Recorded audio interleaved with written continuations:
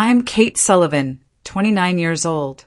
I come from a small town in North Carolina, the daughter of a hardworking single mother who ran a modest flower shop. I've spent my life watching others, wealthy families with connections, lives carved out in marble mansions, and high society galas that felt like foreign worlds. I'm marrying into one of the most powerful families in Charlotte, the Aldridges, but I've always known I'm not quite cut out for this life. I've spent years trying to blend in, to prove I deserve to be here, but something always feels off. They look at me like I'm the outsider, like I don't belong in the same rooms as them. And now, just hours before my wedding, I'm starting to realize how much of this was a setup that's about to cost me everything. I didn't just walk into this family, I've been dragged into it, and I don't think I'll ever walk out the same. The ballroom was a vast, sterile space, designed to impress and overwhelm. The chandeliers, each more grandiose than the last, cast a golden glow over the sea of faces, all unfamiliar, all watching, all judging. My heart thudded in my chest, and my stomach churned as if it knew something I didn't. Caleb, my soon-to-be husband, stood at the other end of the room, laughing with his colleagues, his eyes never meeting mine. It wasn't supposed to feel like this. I'd imagined my wedding day differently, with warmth, with love, not as a performance for the Aldridge Empire. I stood by the champagne tower, my fingers gripping a glass, trying to steady myself, trying to convince myself that it was just nerves.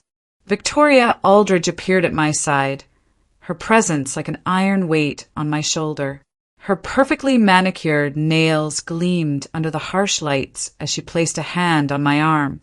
"Kate," she said, her voice syrupy sweet, "you should go and serve the wine to our guests. It's important to make them feel welcomed." I froze. Serve the wine? This wasn't how weddings worked. I was the bride, the center of attention, not some servant in the background. Before I could voice my protest, she added, "Oh, and don't forget, make sure everyone gets a glass." All 204 of them. The words hit harder than any slap. She wasn't asking. She was telling me. And with Caleb nowhere in sight, I had no choice but to nod and walk toward the tables. As I made my way through the sea of glittering faces, I couldn't help but feel the weight of their gazes on me. The whispers, the side glances. I was being scrutinized, reduced to nothing more than an accessory to this extravagant affair.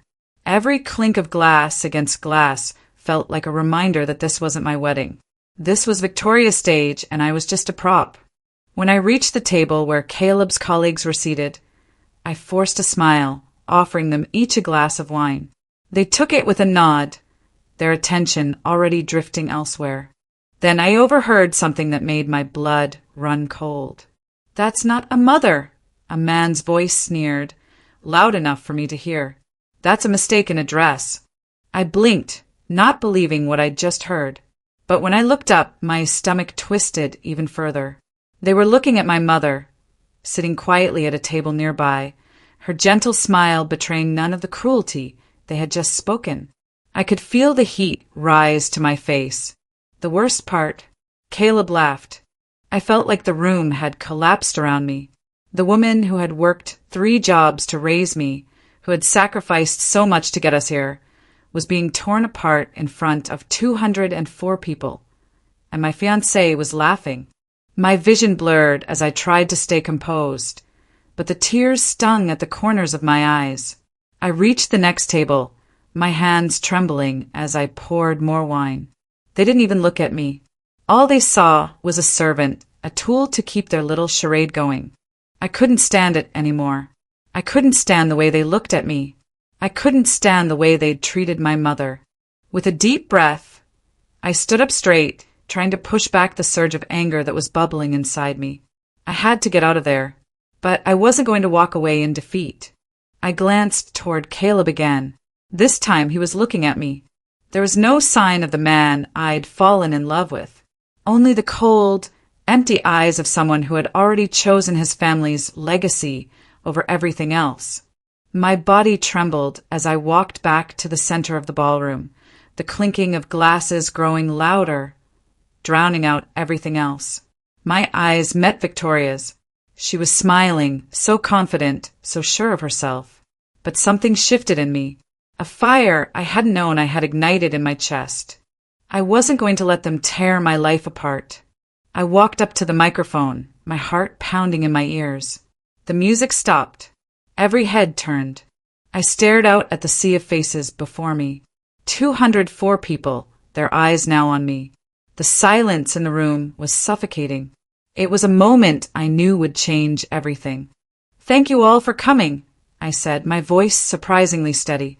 "Tonight has made it very clear exactly what kind of people I never want to become." Gasps spread across the room. I didn't wait for their reaction.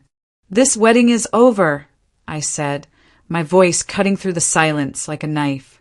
"You can finish the drinks. The marriage stops here." The room exploded into chaos. Someone dropped a glass. A few people murmured. I didn't care.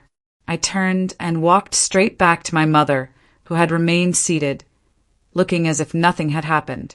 "We're leaving," I whispered to her.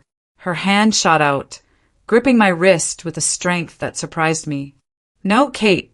Please. It's just one night. We can take it. We'll get through it." But I didn't listen. I didn't care about the wedding anymore, or the people in that room. I cared about the one person I had sworn to protect. "I'm not doing this for you," I said quietly, my voice tight with emotion. "I'm doing this because of you." We walked out of the ballroom, the doors closing behind us with a finality that felt like the end of everything. But for the first time in my life, I felt a strange sense of relief. What I didn't know was that what came next would break their world, and mine forever. Cliffhanger. The next morning, as the sun rose over Charlotte, the Aldridge Empire would begin to crumble, and I would be the one to make sure it stayed down. I sat at the edge of the hotel bed, staring at the phone in my hand. The silence in the room was deafening, my heartbeat loud enough to drown out the world outside. The wedding had ended, or maybe it hadn't even really begun. I had walked out, but I wasn't free. Not yet. I thought about Caleb. He wasn't just my fiancé, he was the man I'd thought I would build a life with. I tried to convince myself that it was just nerves, just the pressure of the wedding getting to me. But deep down, I knew I was lying. I could feel the cold truth creeping in. Caleb was no different from the people who had mocked my mother. He was a puppet, just like them, and I had been too blind to see it. I shoved the phone into my pocket and stood up, pacing the room. The night air outside pressed against the windows, heavy with the weight of 100 unspoken words. I wanted to be angry. I wanted to scream, to make him see what he'd done. But all I could feel was this cold emptiness. I wasn't just angry at Caleb. I was furious with myself for believing in him, for believing in us. I thought about the documents I had uncovered at the wedding. My signature forged. My entire life, my entire future, set in motion by people who thought I was just another pawn. The Aldridge legacy, money, power, control. It had all been a game, and I was the prize. A knock on the door snapped me out of my thoughts. My hands clenched into fists. It was too late for apologies. Too late for excuses. I opened the door without thinking. Standing there was Claire, the woman I had thought was my ally, the one who had warned me about the Aldridge family. Her face was pale, her eyes wide with fear. She stepped inside without waiting for an invitation. "You need to know what's really going on," she said, her voice barely above a whisper. Her words were laced with urgency. "The wedding, it was just a setup. They used you, Kate. You were never supposed to be a part of this family. You were a tool." My breath caught in my throat. "What are you talking about?" I said, but my voice sounded hollow, as if I already knew the answer. Claire's face twisted in frustration, her hands trembling. "I didn't want to tell you this, but I couldn't keep quiet anymore. Caleb, he's not who you think he is. He's part of it all. The Aldridge Empire? He's been groomed for years to take over. And you? You were supposed to be the perfect little bride, a nice piece of property to secure their grip on power." My world felt like it was falling apart as the pieces slowly clicked into place. I wanted to deny it. I wanted to believe Claire was just another person trying to manipulate me.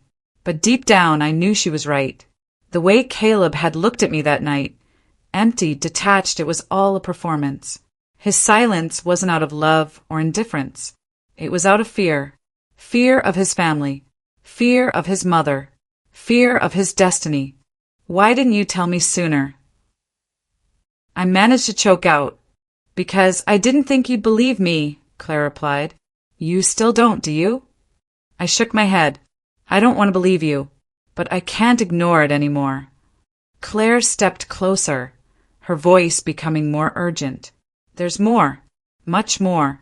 Your wedding wasn't just a mockery. It was a signal. Caleb and Victoria, they've been running everything for years. The family business, the city projects, the charities, all of it. And now they've set their sights on you. You're a part of this, whether you want to be or not. I stood there, stunned, unable to move. It was like I had been living in a dream where everything was perfect, where Caleb and I were meant to be.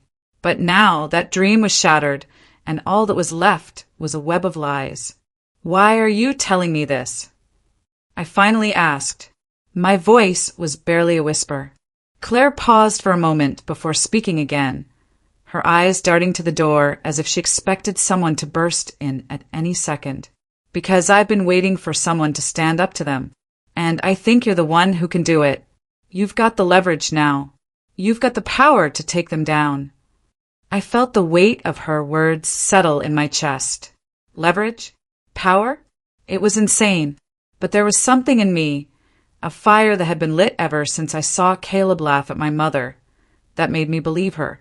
The documents, Claire continued, lowering her voice even more. I've got copies. They're all here. Everything you need to expose them. The Aldridge name is built on lies, and I've got the evidence to burn it all down. The tension in the room was suffocating. I felt like I was on the edge of something huge, something that could either destroy me or set me free. My hands shook as I reached out for the folder Claire was holding. This was it. This was the moment that would define everything. As I opened the folder, my heart hammered in my chest. The papers inside were damning. Official documents, contracts, financial statements, all leading back to Aldridge Development Group. It was all there, laid out in black and white.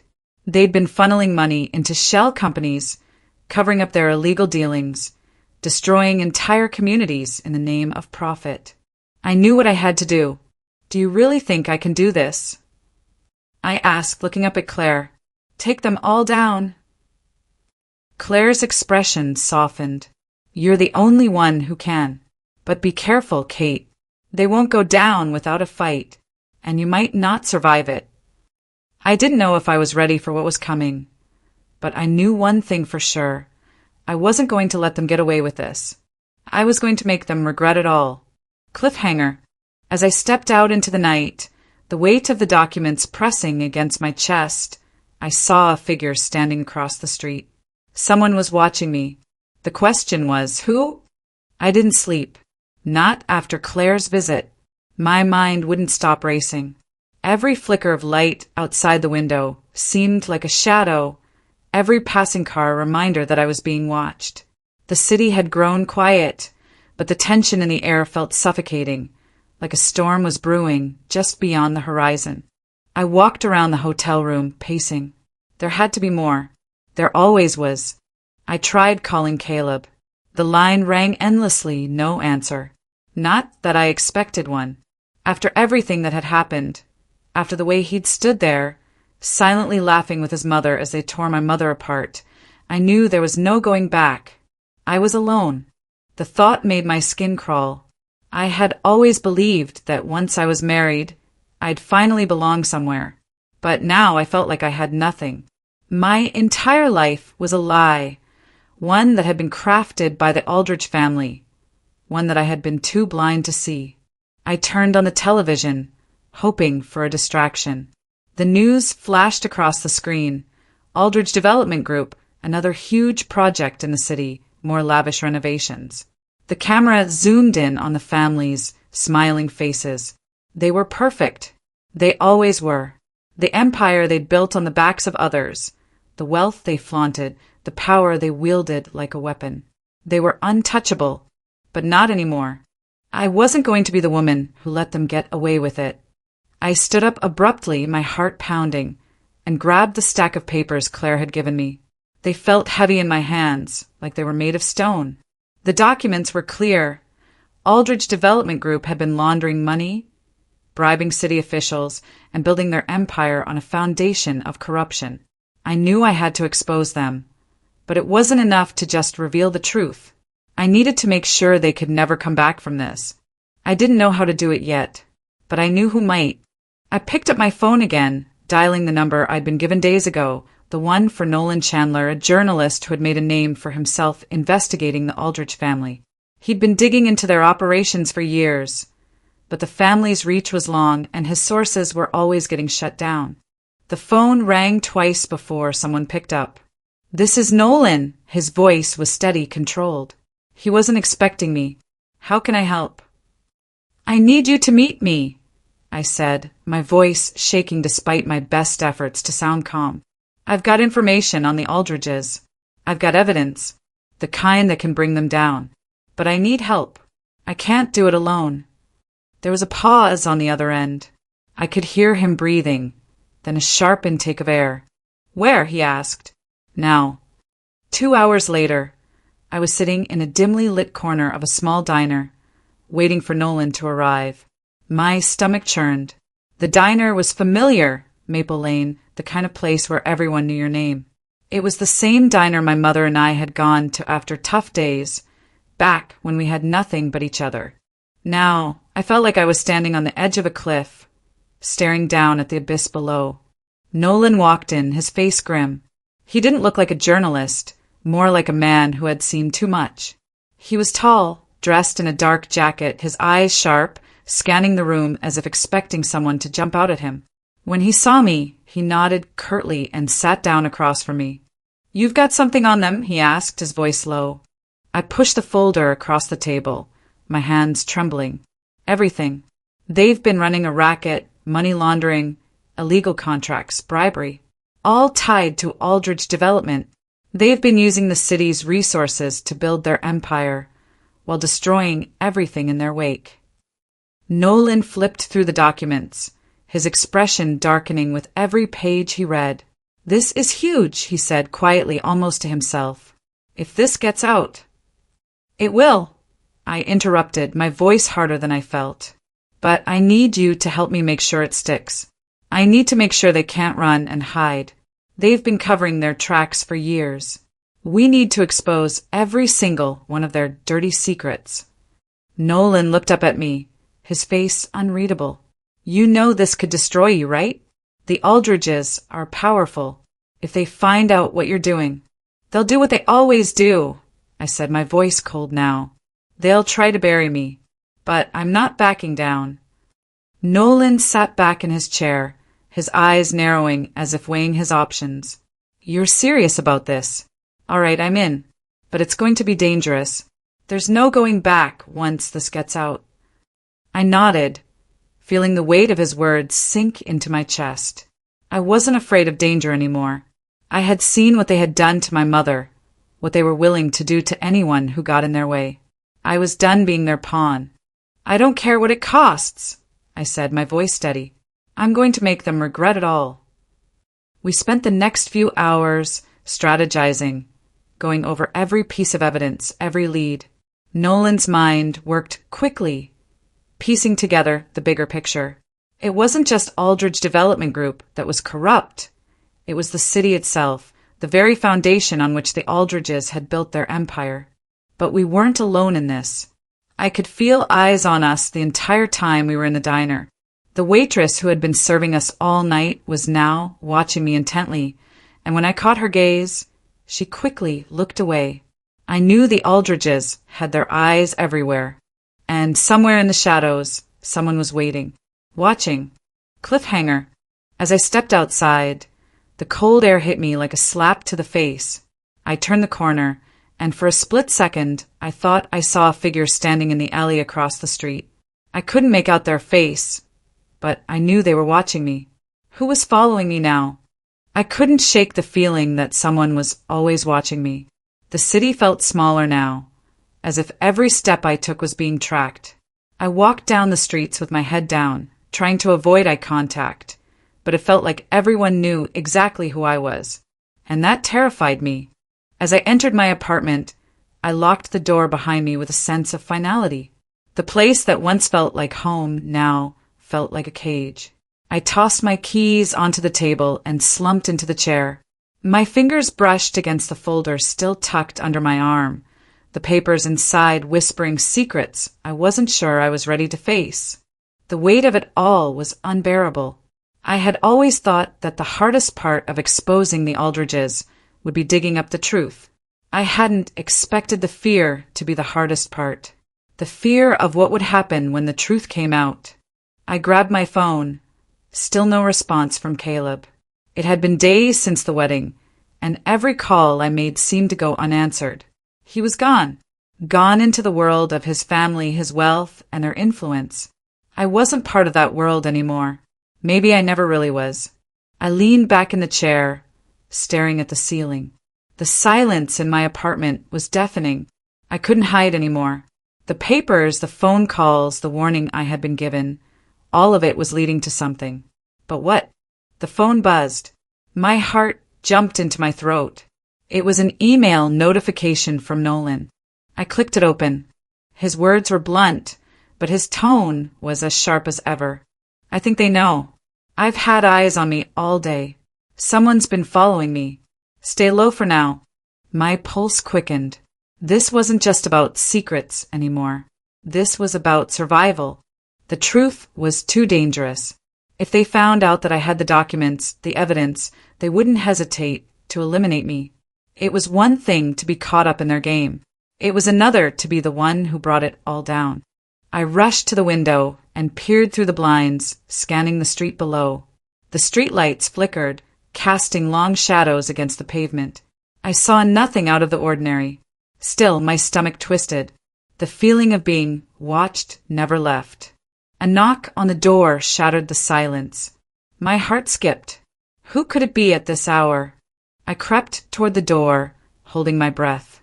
Peering through the peephole, I saw nothing. Just darkness. The knock came again, harder this time. My pulse pounded in my ears. Should I open it? What if it was them? What if they had finally found me?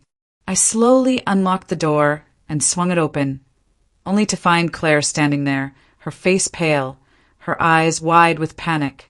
"Kate," she said, her voice trembling. "We need to talk. Now." "What's going on?" I asked, suddenly feeling a surge of anxiety. "What's happened?"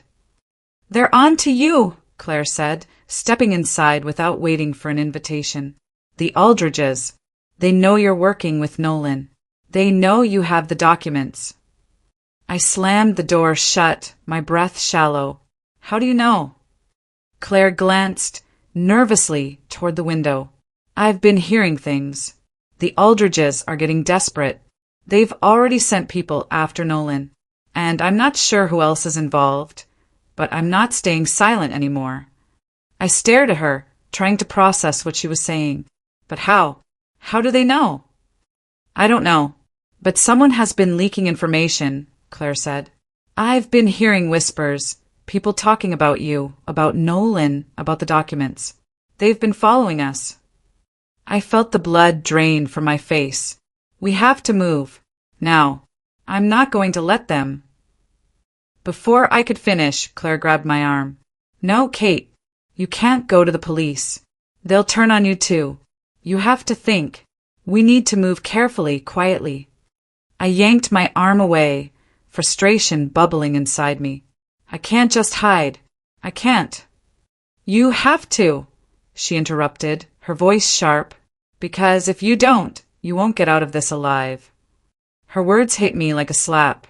I wasn't just being hunted. I was being cornered. The Aldridges were making their move, and I was the prey. "What do we do now?"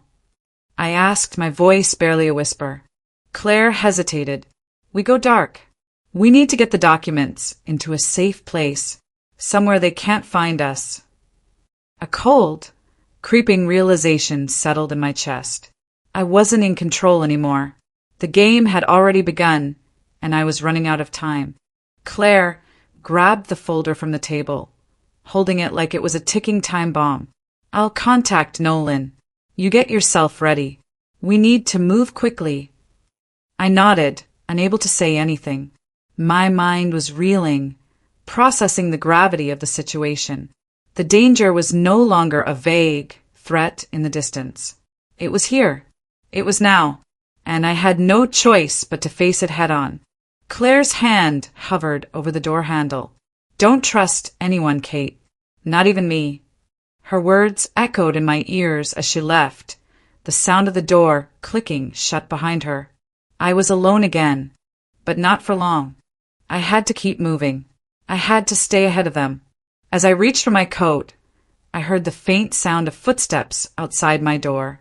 Slow, methodical. I wasn't alone, and I wasn't safe. Cliffhanger. Just as I stepped toward the door to leave, the distinct sound of my phone vibrating on the table caught my attention. I knew who it was before I even checked the screen. Nolan. But the message was short. One word. Run. I barely slept that night. My mind raced, spinning with every worst-case scenario.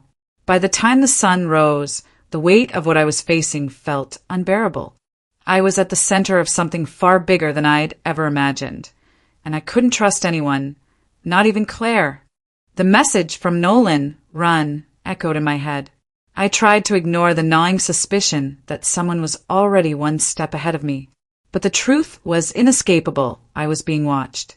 Everything I did, everything I said had consequences now. I grabbed my phone and scrolled through my contacts. My fingers hovered over the screen, but I hesitated. I couldn't risk calling the people I used to trust. Not yet. I had to find my own way out of this mess. But how? I tried to focus on the task at hand. Get the documents, get out. It was that simple, or at least it should have been. But my mind kept wandering back to the wedding. The way I stood there, watching my mother being humiliated in front of everyone. The feeling of helplessness creeping up my spine. That was the moment I knew I had to destroy this empire they built on lies. The question was, how? I needed answers, and the only way I could get them was by confronting the people who had everything to lose. But Claire's warning rang in my ears. Don't trust anyone. She said it with urgency, but now I wasn't sure who to trust at all. There was one person I knew I could rely on, Nolan, but finding him was a different story. The phone rang again. I looked at the screen, a number I didn't recognize. My heart rate spiked, and my instincts screamed at me not to pick up, but I had no choice. "Kate!" The voice on the other end was smooth, calm, too calm. "Who is this?" I asked, my throat dry. My eyes darted to the window, half expecting to see shadows moving outside. "This is Marcus. I have something that belongs to you." My stomach dropped. Marcus. The name echoed in my mind, a jarring reminder of all the connections I didn't fully understand yet. "What do you want?" I asked, trying to keep my voice steady. "I think you know," Marcus said, his tone now tinged with amusement. "You're in way over your head, Kate, but I'm willing to help, if you're willing to listen." I gripped the phone tighter. "Help? You're the last person I'd trust." "Then don't," he said, his voice shifting into something darker. "But I promise you, if you don't listen, you won't be around to regret it." I felt my blood run cold. Regret it? That was a threat. My mind raced, but I couldn't let fear take hold. "Not now. What do you want from me?" I said, my voice hard. "I want you to meet me. Tonight. Midnight. I'll send you the location." The line went dead before I could say anything more. I stood frozen in the middle of the room, the silence pressing in on me. A dozen thoughts collided in my mind. Was this a trap? Or was Marcus offering a way out? I couldn't afford to ignore this. Not now. The clock ticked louder as I stared at the phone. The doorbell rang. I jumped, my pulse jumping with it. Was it him? Or someone else? My hand shook as I reached for the door handle.